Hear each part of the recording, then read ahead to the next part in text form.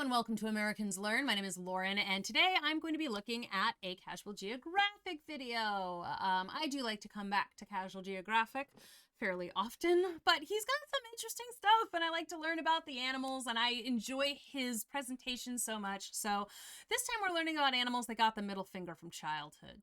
So I feel like certain things, he's talked about some of them before, I'm sure. Things like, octopuses and like things of that nature. So I do wonder, it's like what some of the creatures that are born super small and weak but still get abandoned, there's certain, I'm sure there's going to be lots of fish and stuff on this list. So I'm very curious to see where he's going to go with this. There's a hippo that I'm looking at right now, and I'll let you look at it too. So I'm curious to see why the hippos are so boned, but I guess I won't find out until I start the video. So in that case, without further ado, let's go. Easily first ballot in the Hood Nature. A hippo made me cry. Hippos are easily first ballot in the Hood Nature Hall of Fame, but they didn't get it from turning hundreds of humans into hashtags a year, or for being a part-time predatory land whale out of water, while also being fast enough to catch a ticket in a school zone. Yeah. It's not because of it's not just their eyes. It's because as a kid, I was traumatized by 3 words: hippo, baby, shower. Oh. That sounds horrible. I was traumatized as a hippo as like a 4-year-old because like we went to some big IMAX theater thing, and it was like some I think it was IMAX, I don't know, it was a big theater, and they were doing a video of the animals, and the hippo like opened its mouth like just right, so big, and I was like, I could fit into that, man. I was so scared, and I remember like burying my face into my grandfather's chest, and I know this had to have happened when I was like 4 because he died when I was 5, so this was like I was little. And this thing was so big. That hippo, it was just on TV, but it scared me so bad.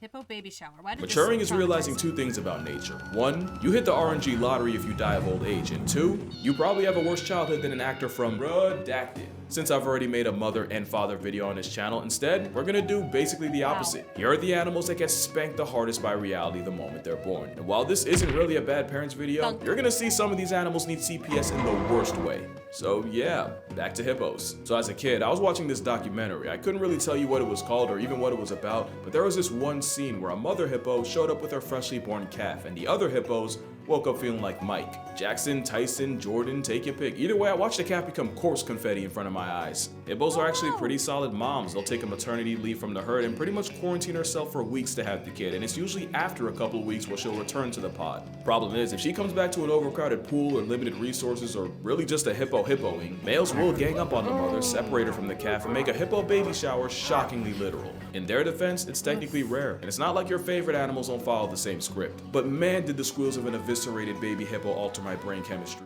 That the would hippo's get first you, introduction yeah. to its own kind Oh is a my family God. pool party that can turn into an actual bloodbath. And if that's too dark for an intro, I'm gonna put this right here, because like the world Okay.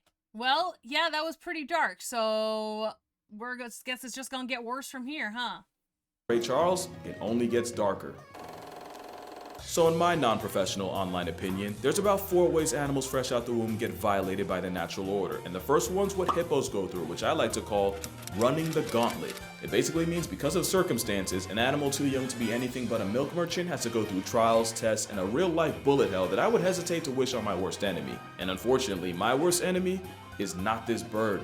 You see, the barnacle goose had a problem. They build nests on high, cloud-caressing cliffs, away from polar bears and foxes, but their food source, aka their entire way of life, is at the very bottom. And because they're basically flying lawnmowers that eat mostly grass, they can't just mama bird food into their faces. And air Ubering them down ain't on the table either. So their only option is to jump.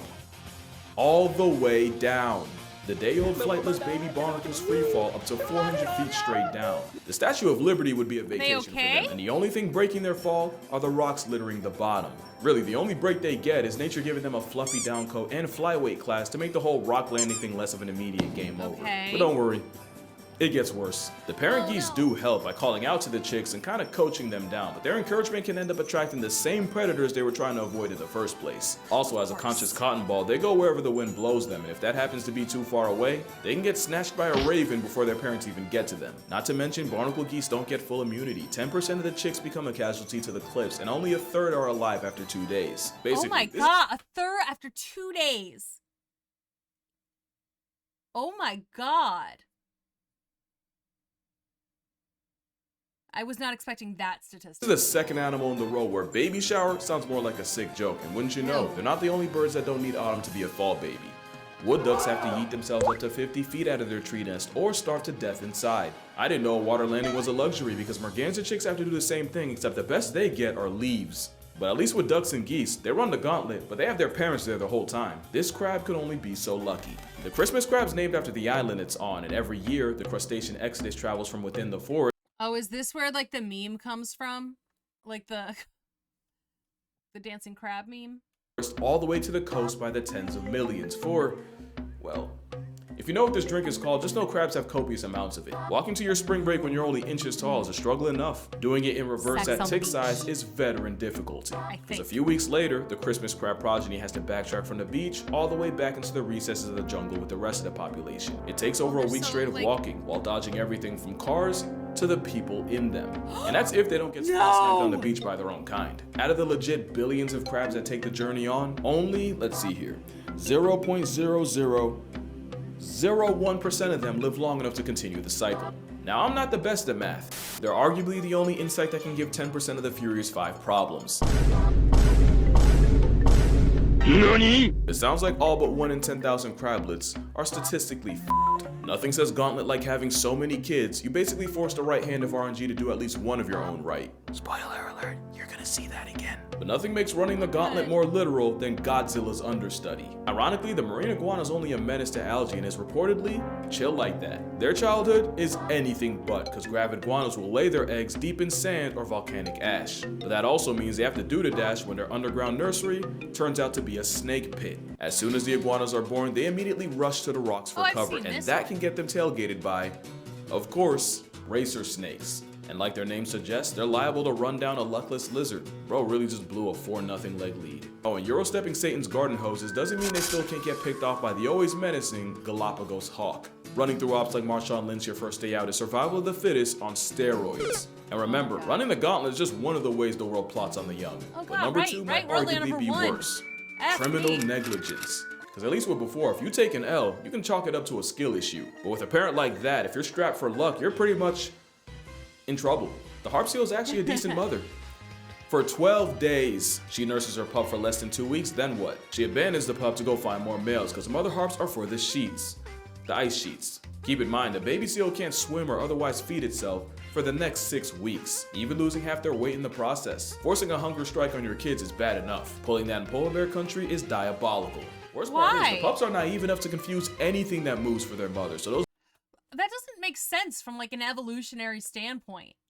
Like at all.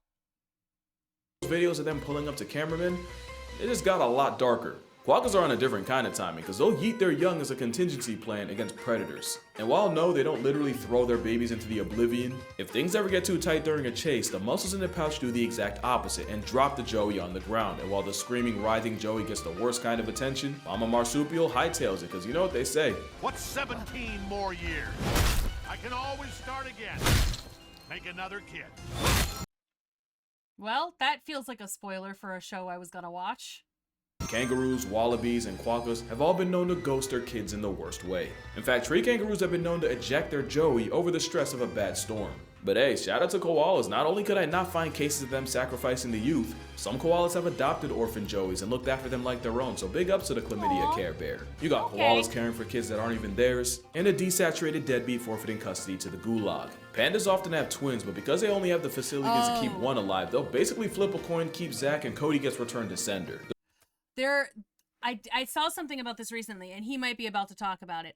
But like, there's this zoo in China that like has the had a mama panda who had twins, and they have basically developed a way to keep both alive by tricking mama bear into like caring for both of them by removing one so like several times a day they like go in, they're like they feed mama, they remove the one baby and replace the other one, and then they take the other baby and put him back in the incubators and stuff. But they have to do this multiple times a day, and like by the time like the pandas are a little bit bigger, it won't be as much of a problem. But like for now they have to trick mama bear into not killing one of the babies because they're trying to build the panda population. So to the point where zoos have to play parent trap with a panda and will sub in one twin after another. Whole time the bag of bamboo thinks she only has one. But you've definitely heard all this before, so I'm not gonna go in depth. What I will do though is mention the bird of pandas. This is a grebe. If you haven't seen one before, let this be your introduction. The hooded grebe will have two eggs, and they'll lay both on this kind of floating nest. First to hatch hitches a ride. I was like, I think I've seen that particular video, but I didn't know what it was. On their mom's back. Second place, yeah, it just gets left there. 97% of the time, the grebe couple only raises one chick. It's bad enough when pandas do it, but at least the DreamWorks franchise isn't endangered anymore. Being critically close to being cooked while having a one-child policy is just egregious. Oh my god. In fact, the average baby raised per adult each year is 2. That's not a smudge. Make that 0.2.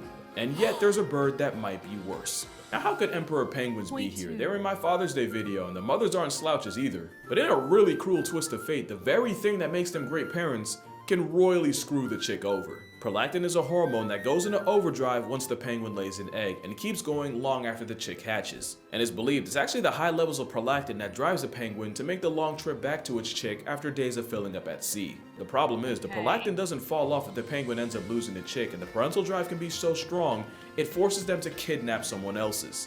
Not only can the chick get accidentally smothered in the process, most times the kidnapper loses interest after a couple hours, leaving the forcibly fostered chick to die, either of starvation, freezing, or getting turned out by a giant petrel. Oh, speaking of which, they'll really watch an ice-chilled vulture snatch their child in front of them and will do jack about it. I mean, sometimes they'll try. Until they don't. Imagine the plot of Taken, but if Liam Neeson was in the same room and didn't even move from his couch. To be fair, I honestly don't know what I was expecting here. Except better. Mind you, that's only the half of it. Okay, literally. Because next is what I like to call it be your own. You've probably seen videos of storks throwing their own chicks out of nests. It's cuz in survival of the fittest. Fit isn't about strength or washboard abs, but fit. I did not know that the storks did that.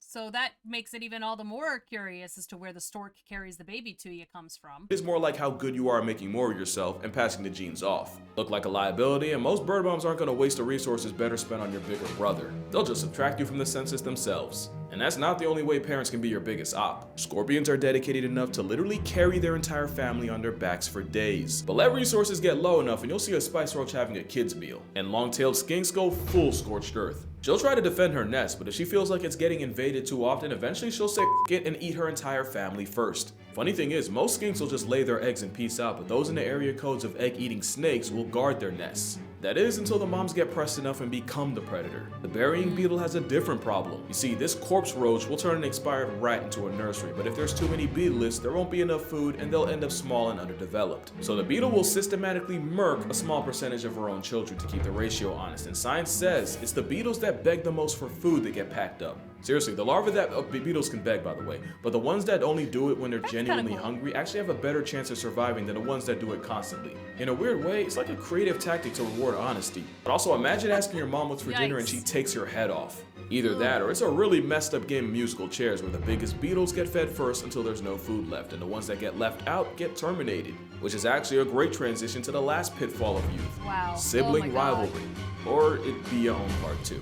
Spotted hyenas take on-site literally. Alright, so I thought that this was going to be a little bit more things like, you know, they're, like I said earlier about the octopuses, where it's just like they're, or like even spiders or something, where there's like a bunch of them, and then they're just kind of immediately left to their own devices. I wasn't expecting all of the like eating of their own young. Will try to kill each other the moment they're born, and this ain't a friendly Disney Channel type of fate. A quarter of the cubs born never make it out of the den because of it. And considering the very process of birth can turn both parties into a hashtag, yeah, hyenas got it bad. So does this guy. The shoe-bill stork is one of many types of birds that will flatline their sibling to survive, and even with different species, the script is the same. The stronger chick gets all the food and attention. That just looks like a dinosaur is what it is. It's just like a flat out dinosaur right there. But yeah, he has got a lot of videos about hyenas and stuff. So I already know a little bit about that, but I do always forget until he mentions it again. While the weaker one gets bullied and beaten into oblivion, often while the mother's watching. Heck, sometimes they serve the corpse as a victory meal. But arguably the most brutal case of competition happens in Tasmania. you know exactly where this is about to go. Tasmanian devils can birth 20, 30, sometimes up to 40 joeys, but somehow while their opossum cousins have 13 nipples and the short-tailed opossum has 27, the live-action Looney Tune got capped at 4. So now the blind, hairless, raisin-sized joeys have to somehow race their way from the birth canal all the way to one of 4 milk faucets. As you can guess, the first 4 to feed go on and grow. The remaining joeys get canceled like a Friends spinoff by the mother who eats them alive. I know I said musical chairs earlier, but this is That Meets Saw, directed by Casey Anthony. And somehow there's an animal that gets done even worse. The sand tiger shark can have up to 50 embryos inside her uterus. The problem is, one litter can have multiple fathers. So once one of the embryos grows big enough, it swims around and starts eating all the others. And they don't just wipe out all the smaller embryos. I had heard this about, I didn't realize it was one kind of shark. I kind of thought like a lot of sharks did that. I thought a lot of sharks, I thought that was a lot of them. Once the pup clears them, it then eats all the unfertilized eggs in the uterus. And you know these sharks duck zero smoke because the way we found out was from a scientist poking around a pregnant shark's uterus and getting his hand bitten by an undercooked pup. It's a special kind of spawn killing when you don't even let them spawn, but it gets even more metal because sand tiger sharks have 2 uteruses, so usually have 2 pups. And apparently some predatory pups will swim from one uterus to another and murk everything in sight. Sand tigers have one of the lowest reproductive rates of any shark, and in utero cannibalism probably doesn't help. So those are all the ways childhood is a figurative flogging for some animals, but I missed one. I missed the animal with arguably the worst childhood of all. What animal could that be? How about the one that has to deal with all of this? The gauntlet, the rivalries, the occasional cannibalism? If you didn't think it could possibly get worse, be glad you're not a sea turtle. Baby sea turtles got the Tasmanian devil experience on brutal, because not only do they have to crawl for their lives from beach to sea, they also have to worry about getting digested alive in a vulture's stomach, crushed to death by crocodiles, and even having their eyes gouged out by cutthroat crabs. And yeah, that one's still alive. And that's just on the beach. Even if they hit the water, they're likely to get griefed by reef sharks, and in open water, threats like the dolphin fish are liable to turn turtles into hard candy. Some species improve their chances by going at night and using the moon as a guide, but man-made lights can confuse the turtles into going the wrong way on the highway. And this ain't Mario Kart, there is no Lakitu to bail them out. And even though sea turtle cannibalism has only really been seen— See, like, I did know a lot of that about sea turtle. I didn't realize how bad it was for everything else, though. I did, because the people do the sea turtle, like, things where they go to the beaches and like basically shine the flashlights towards the water to like make sure that they go the right way. Like, I've seen that. Oh my god, okay. In captivity, I would not put it past the wild ones, because, well, you remember when I said baby birds are like the potato chips of nature? Baby turtles are like the Kit Kat bars of the beach. Turtles got it so bad that their literal only defense is just having so many kids that it doesn't matter how low the odds are, they just have to not be 0. Let's talk numbers. If the average sea turtle lays, let's say 110 eggs in a clutch, and each lady turtle has an average of 3 clutches in a season, with about 100,000 females nesting at the same time, assuming only half the eggs actually hatch, you're looking at over 16 million hatchlings storming the beaches like Normandy. Numbers carry them so hard that sea turtles will actually sing to each other while in the eggs to make sure they're all on the same page and hatch at the same time. Good thing for that, because in some species, only 1 in every 10,000 turtles born live long enough to make it worth it. The ones that do spend most of their lives at sea until one day their internal GPS takes them hundreds, if not thousands of miles back to the beach where it all began. It's almost inspiring, you know? Every sea turtle you see was that turtle out of thousands, and if they can make it out of that, hey, maybe we don't have it so bad. Yeah, let me stop right there. Turtles might as well be named after all the shit they take. Imagine nature gifting you a real-life bullet-hell middle finger for your birthday, and this is the fastest you can go. But yeah, that's gonna do it for this video. Make sure you drink water. God. Let moms know you appreciate that. Out of all the things she could have been, she's not a harp seal. I hope. If you're trying to see turtles for real, Cayman Islands Turtle Center, 100% recommended. And unless you're a baby turtle, I'ma see y'all in the next one.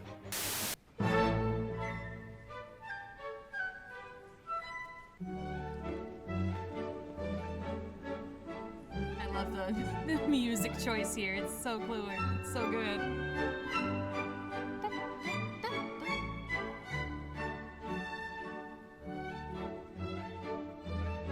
Very good.